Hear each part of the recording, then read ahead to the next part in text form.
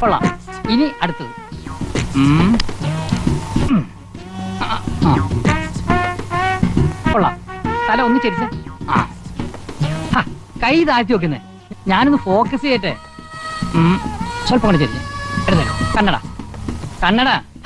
കണ്ണടക്കാനല്ല പറഞ്ഞത്, കണ്ണട എടുത്തു വെക്കാൻ. പിന്നെ ഇങ്ങനെ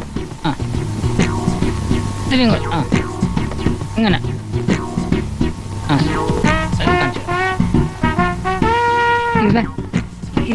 ഇനി എന്റെ കയ്യിലേക്ക് തന്നെ സൂക്ഷിച്ച് നോക്കണം. മാറി മാറി നോക്കാം കേട്ടോ. ഇനി ഞാൻ കുറച്ച് നെഗറ്റീവ് ഫോട്ടോ എടുക്കാം. ഒന്ന് ചിരിച്ചേ. ചിരിക്കേ. ഫൈൻ. റാംജി, നമ്മളൊന്ന് ഹോളിവുഡിലേക്ക് അയച്ച മറ്റേ ഫോട്ടോയുടെ റിപ്ലൈ ഒന്നും ഇതുവരെ കിട്ടിയില്ലല്ലോ. കിട്ടില്ല. അതെന്താ? അതല്ലേ മോനെ ഭഗവാന്റെ പരീക്ഷണം എന്ന് പറയുന്നത്. പരീക്ഷണോ?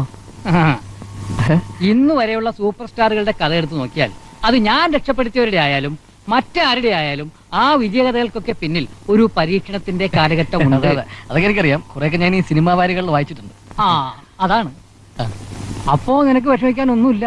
നമ്മൾ ഇപ്പൊ എടുത്ത ചികിത്സ ഒക്കെ നന്നായിരിക്കും അല്ലേ? അല്ല, ഇതൊക്കെ ഇനിയിപ്പോ നമ്മൾ ആർക്കൊക്കെ അയക്കണം? അയക്കണ്ടേ? അയക്കുന്ന കാര്യമൊക്കെ ഞാൻ ഏറ്റു. അതിനെ കുറിച്ച് ഓർത്തൊന്നും നീ വിഷമിക്കണ്ട. പിന്നെ ഇപ്പൊ തന്ന 500 കൊണ്ട് ഒന്നും ആവൂല. നീ ഇതിനു മുമ്പ് ഇവിടെ വന്ന് എടുത്ത സ്റ്റിൽസിന്റെ ഒക്കെ പണം കുറെ എനിക്ക് കിട്ടാനുണ്ട്. ബാലൻസ് തുക ഉടനെ കിട്ടണം. അത് ഉടനെ എത്തിക്കാൻ. ഹലോ. റാംജി.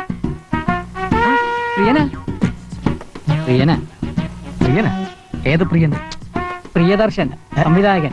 പുതിയ ഹിന്ദി പടത്തിന്റെ വർക്കിനെ കുറിച്ച് പറയാൻ വിളിച്ചതാ. അമിതാഭ് ബച്ചന്റെ ഡേറ്റിന്റെ കാര്യം ഞാൻ പറഞ്ഞോളാം. ആദ്യം പ്രിയൻ ചെന്ന് കഥ പറയൂ. എന്റെ കാര്യം കൂടി ധൈര്യമായിട്ട് ഇരിക്കൂ പ്രിയ.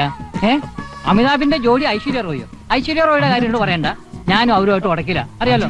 എന്റെ കാര്യം കൂടി നല്ല ആക്ടിംഗ് ആണ്. പ്രിയ, നമ്മുടെ ഒരു പയ്യന്റെ കാര്യം പറഞ്ഞിട്ടില്ലേ, അതെന്തായി?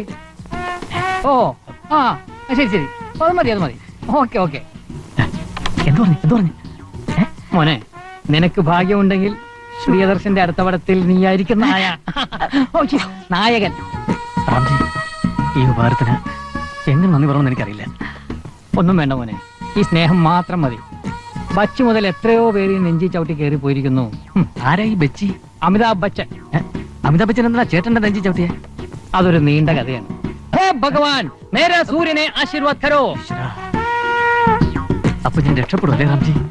വെറുതെ രക്ഷപ്പെടുന്നല്ല, ഭയങ്കരമായിട്ട് രക്ഷപ്പെടും.